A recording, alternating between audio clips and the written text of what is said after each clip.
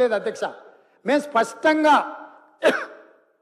స్పష్టంగా తెలంగాణ హక్కులను కాపాడడానికి మేము కొట్లాడుతుంటే మా కాళ్ళకు తాళ్ళు పెట్టి కాళ్ళలో కట్టబెట్టి మమ్మల్ని బోర్ల పడేయాలని వీళ్ళ తాపత్రయం ఏంది అధ్యక్ష? గుంజుకుంటా అన్నది ఎవరు అధ్యక్ష? నరేంద్ర మోడీ గుంజుకుంటా అన్నాడు. మరి వీళ్ళు ధర్నాలు చేయాలంటే ఏడు చేయాలి అధ్యక్ష? నల్గొండలో ఉంటాడా నరేంద్ర మోడీ? ఏడుంటాడు అధ్యక్ష? ఢిల్లీలో ఉంటాడు. శాతనైతే కల్వకుంట్ల చంద్రశేఖరరావు గారు, తన్నీరు హరీష్ రావు గారు, కల్వకుంట్ల తారక రామారావు గారు ముగ్గురు పోయి జంతర్ మంతర్ లో ఆమరణ నిరాదీక్ష చేయమను. మేము వాళ్ళని పోలీసులు తీసుకెళ్లకుండా వాళ్ళు అమరులు అవ్వడము లేకపోతే హక్కులను సాధించడము వరకు ఈ ప్రభుత్వం అండగా నిలబడుతుంది.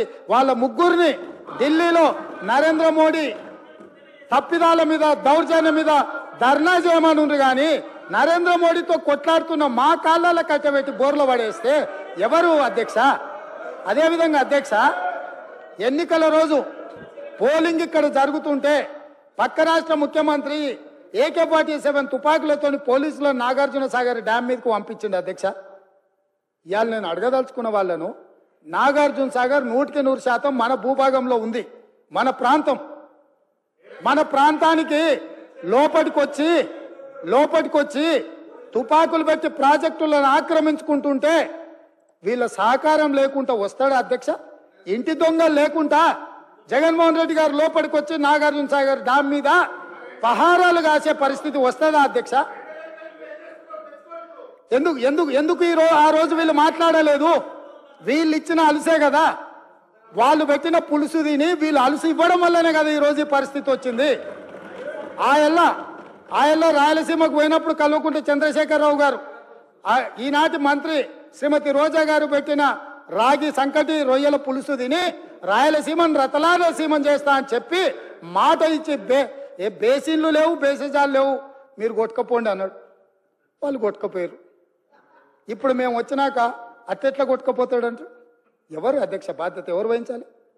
నీ కళ్ళ ముందే కదా ముచ్చుమర్రి చంద్రబాబు నాయుడు కట్టింది, నీ కళ్ళ ముందే కదా రాజశేఖర రెడ్డి పోతిరెడ్డి పాడును 44,000 క్యూసెక్లకు పెంచి తరలించకపోయింది.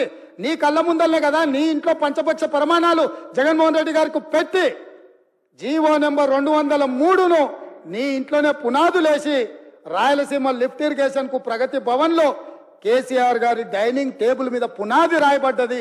దానికి పునాది రాయేసింది మీరే కదా. 8 TMCలు పర్ డే తరలించకపోవడానికి అనుమతి ఇచ్చింది, టెండర్లు పిలిచింది, కాంట్రాక్టులు అప్పచెప్పింది, పనులు పూర్తి చేసింది మీరు అధికారంలో ఉన్నప్పుడే కదా అధ్యక్ష.